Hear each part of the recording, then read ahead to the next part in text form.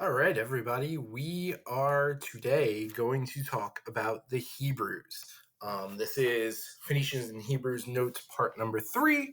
So we're going to talk about the background of the Hebrews and the religion of the Hebrews. So to start off, like the Phoenicians, the Hebrews live in that area between Egypt and Mesopotamia.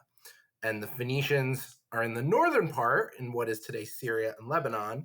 The Hebrews are in the southern part in what is today Israel. So just to go back to our map, let's zoom in on this area. So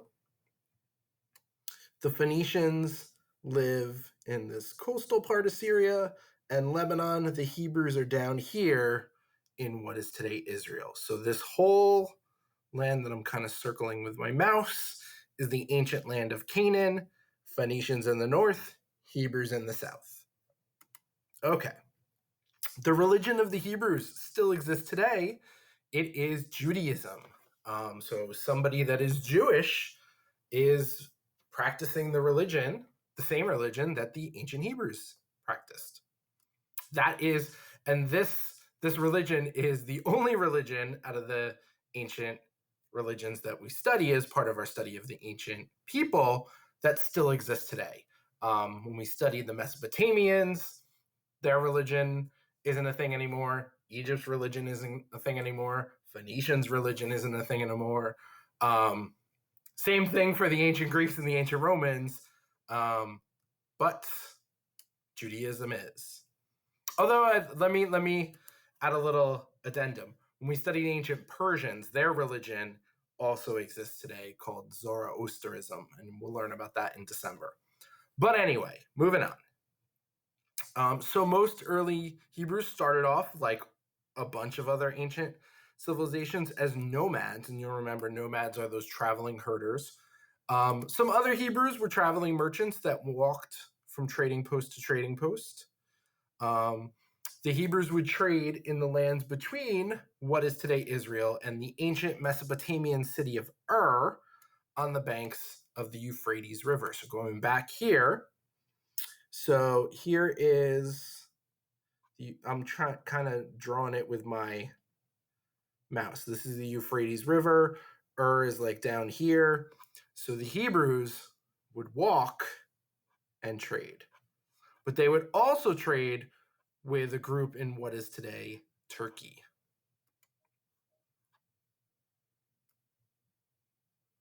So the Hebrews are making their goods from material like gold, copper, and ivory that they're getting from different people in Mesopotamia, different people in Egypt before Egypt enslaves them, that I'll talk about in a little bit. The city Haran, which is near the border of what is today Turkey, is what I was mentioning. The Hebrews would go there and trade silver. And Hebrew merchants, as I said, also traded with Egyptians, Phoenicians, and then the Greeks later on. Okay, so the history of the Hebrews is written in the Bible, and here's something I have to say. Our study of ancient history, obviously, this is a public school. We don't focus on the religious teachings and details. What I mean is, like, you'll learn about the religion of the Hebrews, and if you are someone that is Jewish and goes to Hebrew school or learned from your parents, there's definitely parts of the story that you'll be like, oh, I know a lot more about this. Same thing if you go to any kind of like CCD class, or if you are Muslim and study the Quran, because here's the interesting thing about the religions of Judaism, Christianity, and Islam. They have more in common than they have not in common. There's some very similar things in all three religions. Obviously, the differences is what make them different religions. But as we're studying this, if you're like, Mr. Gujic, how come, like, well, or if you're like in CCD, I learned this detail, this detail, and this detail. Well, because those things are more based on like following the religion. So we're sticking with just like the story in history, and you'll know as I go through this. different things. So the Hebrews are the first group to believe in something called monotheism. That is the belief in one God. Obviously, Christianity and Islam also are religions that are monotheism. They believe in one God. The Mesopotamians, Egyptians, and Phoenicians all believed in religions that were polytheism. That means many gods and goddesses. And just to go, I know lately I've been going like little language arts tidbits. Here's another one. So the prefix poly means what? Shout it out. Hopefully you said many or some sort of synonym for many. Theism has to do with like God or gods. So polytheism basically means many gods. Mono means one. So monotheism would be one God. So there you go. And just now, not only language arts, I'm going to go all math on you. That's why you describe a figure with many sides as a polygon. Hey, look at that. Cross-curricular action. So the ancient name for the God of the Hebrews was Yahweh. There's different names in the Hebrew language, like in the Hebrew language. The name for God is Adonai. Obviously, in English, we would just say God. But yeah, that's the ancient name was Yahweh. And there was a Hebrew leader, Abraham, that taught the Hebrews that if they worship Yahweh, they and their descendants, and descendants means your offspring, your children, your grandchildren, could always live in the land of Canaan, the land that is today Israel. Now, some of you see this word descendants and you're like, oh, the Disney movie? Well, if you think about the Disney movie, that is about the offspring of the villains, because descendant means offspring. So, and if you didn't know what AKA means, that's also known as. Just a little bits of information coming your way. So, the Hebrew religion was very different from any other ancient religion on the market, essentially. Yahweh, the Hebrews believe, was different from humans, meaning Yahweh doesn't get hungry or thirsty, marry or have kids. According to the Hebrews, Yahweh only does what is just and right, even though Yahweh is powerful enough to do anything. This is why the Hebrews don't have offerings. They're not like the Egyptians or Mesopotamians where they're leaving food for the gods, right? Like that. The Hebrews have one God, and they don't present like food or anything because Yahweh doesn't get hungry or thirsty.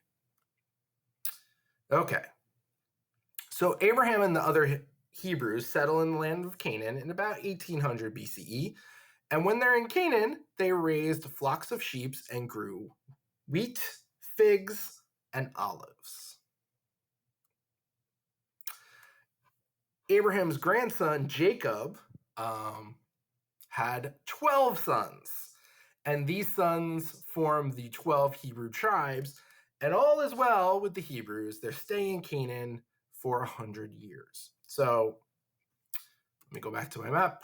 So Abraham is over here in the southern part of Canaan, and his descendants are there. And Jacob, his grandson, has 12 sons, and that becomes the 12 tribes of Israel. And things are going well for about 100 years.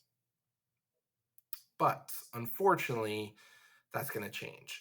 A drought comes, and the Hebrews aren't able to grow food, so they have to go to Egypt to get food. So they cross Sinai Peninsula and head into Egypt, basically in the beginning as refugees, as people that couldn't stay in this land. So to survive, they had to go to their closest neighbor, which was Egypt. And there was a lot of Hebrews that went to Egypt. And before I get to that part, the pharaoh at the time is this guy Seti. And what he does is horrific. So Seti sees all these Hebrew refugees there, and he decides that there's so many of them. He's like, if they wanted to try and take over Egypt while they're there, we'd have a huge problem on our hands. So instead of, like, being a nice person helping out your neighbor in need, he has his military essentially take over the Hebrews by force and make them his slaves.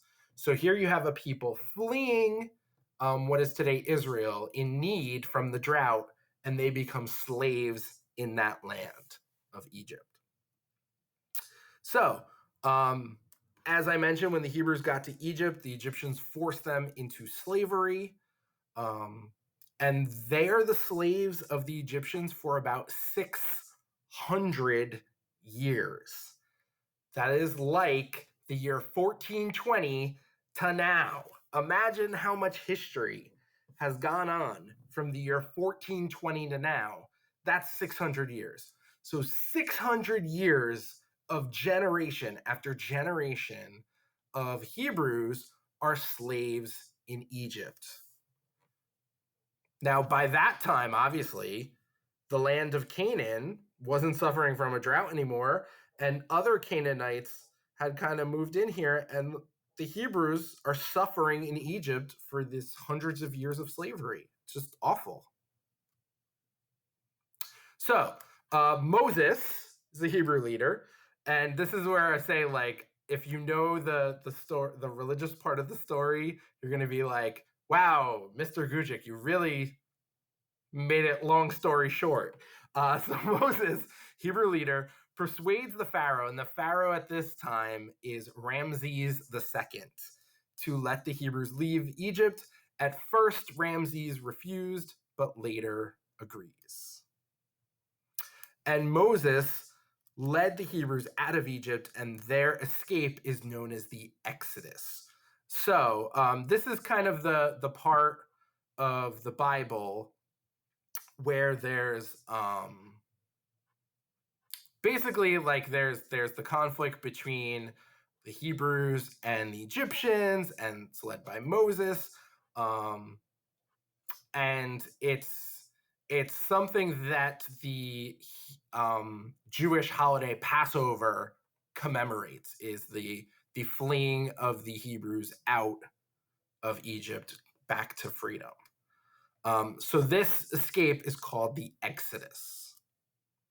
Now, as I mentioned, the Pharaoh at the time is Ramses II, and he changes his mind and sends his army after the fleeing Hebrews to try and murder them.